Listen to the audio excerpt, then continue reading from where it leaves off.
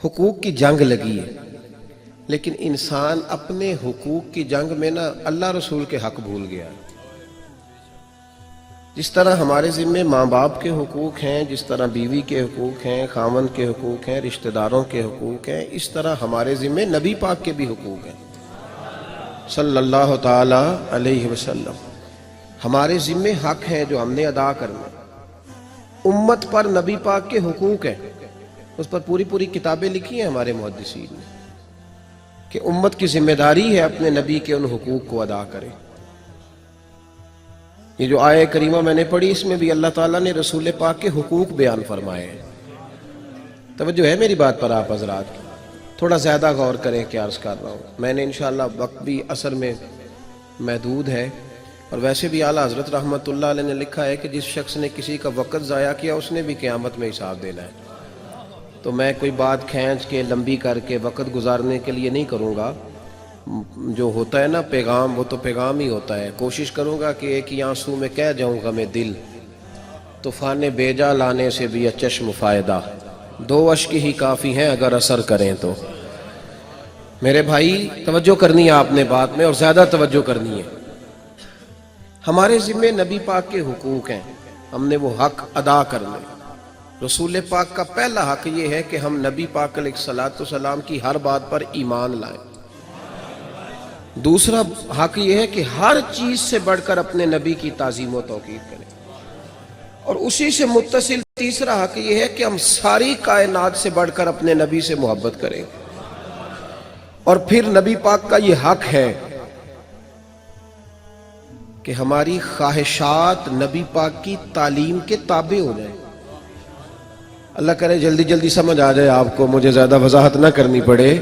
بھائی ہماری خواہشات، ہمارے دل میں کوئی ایسی خواہش ہی نہ ہو جو حضور کی شریعت کے خلاف ہو۔ یہ نبی پاک کا حق ہے۔ حضور نے فرمایا ہے، جامع ترمذی میں فرمان ہے، فرمایا تم مومن اس وقت بنو گے جب تک تمہاری خواہشات میرے دین کے تابع نہیں ہو جاتی۔ یہ حضور کا حق ہے، اور نبی پاک کا یہ حق ہے کہ امت حضور کے دین کی نصرت کرے۔ تھوڑی سی کو کم کر دیں جی ساؤنڈ والے بھائی۔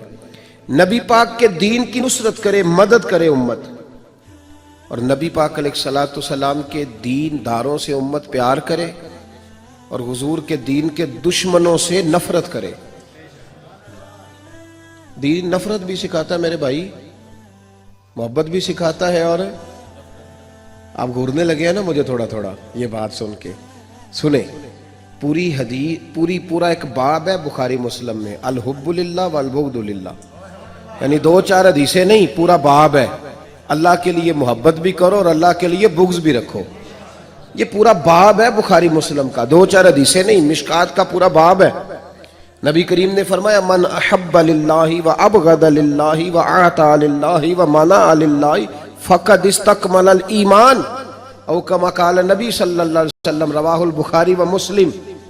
حضور نے فرمایا جو اللہ کی رضا کے لیے محبت کرے اور اللہ کی رضا کے لیے بغض رکھے، اللہ کی رضا کے لیے کسی کو کچھ دے اور اللہ کی رضا کے لیے کچھ منع کرے، فقد استکمل الایمان، اس بندے نے اپنا ایمان مکمل کر لیا ہے۔ یہ حضور کے حق ہیں۔ نبی پاک کے اہل بیت سے، ازواج سے، حضور کے صحابہ سے پیار کرنا بھی نبی پاک کا حق ہے، یہ بھی حضور کا حق ہے۔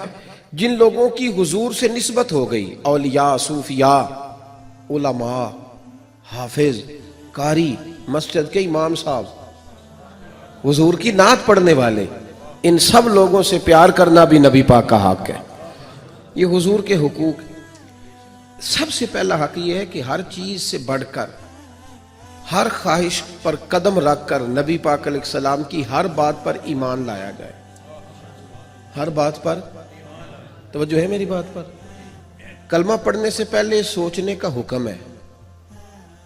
کلمہ پڑھنے کے بعد سوچنا گمراہ کر دیتا ہے۔ کلمہ پڑھنے سے پہلے سوچ لے کہ دین تو نے کلمہ پڑھنا۔ اب جب کلمہ پڑھ لیا نا، اب یہ سوچنا کہ داڑھی رکھوں کہ نہ رکھوں، نماز پڑھوں کہ نہ پڑھوں، سود چھوڑوں کہ نہ چھوڑوں، یہ جائز اور ناجائز کام چلے گا کہ نہیں چلے گا، او بھائی پھر کچھ بھی نہ چلے، پھر کچھ بھی نہ چلے، پھر سامنے موت بھی نظر آئے تو ماننا وہ ہے جو محمد عربی نے عطا فرما دیا ہے۔ پھر ختم ہو گئی بات.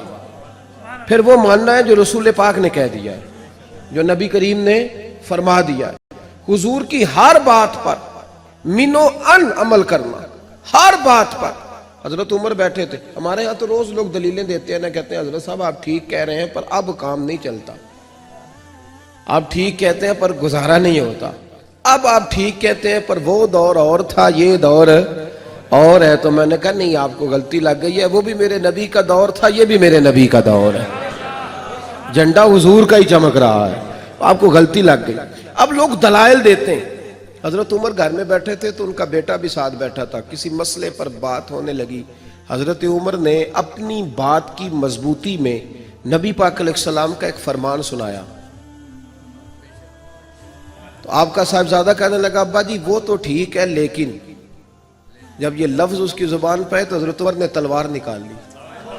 فرمایا اٹھ نکل میرے گھر سے, میں رسول اللہ کی بات کرتا ہوں تو اگر مگر کرتا ہے, میں حضور کا فرمان سنا رہا ہوں تو اگر مگر کرتا ہے, نکل جا, کوئی جگہ نہیں تیرے لیے, چل دوڑ جا. جو میرے نبی پاک کا فرمان آنے کے بعد اگر مگر کرے وہ عمر کی چھت کے نیچے نہیں رہ سکتا, چل نکل. یہ کوئی بات ہے؟ پیار بھی کرتا ہے, کلمہ بھی پڑھتا ہے, اگر مگر بھی کرتا ہے. کہتا ہے نہیں جی ابھی انتظار کر رہا ہوں, دیکھ رہا ہوں, سوچ رہا ہوں. بھئی تو مسلمان ہے, اب تیرا کام ماننا ہے, تو نے عمل کرنا ہے, تو نے لے تو لا اللہ نہیں کرنا, تو نے بات مانی. حضرت عمر نے گھر سے نکال دیا. بچہ کئی دن منتیں کرتا رہا, کوئی نہیں چھٹی ملی گھر آنے کی, کوئی نہیں چھٹی ملی. وہ امیر المومنین حضرت ابو بکر صدیق کے پاس گئے, کہنے لگے ابا جی سخت ہیں, آپ کو پہلے بھی پتہ ہے, میری سفارش تو کریں. تو جناب صدیق اکبر گھر آئے, کہنے لگے چل بس کر, تو سخت ہی ہو جاتا ہے, چھوڑ دے.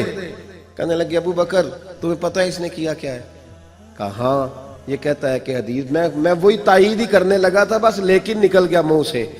کیا لفظ ہیں حضرت عمر کے. فرمانے لگے ابو بکر دل پہ ہاتھ رکھ کے بتا, تیرا بیٹا ایسے کرتا تو کیا کرتا؟ جناب صدیق اکبر رو پڑے. فرمایا میرا امتحان نہ لے.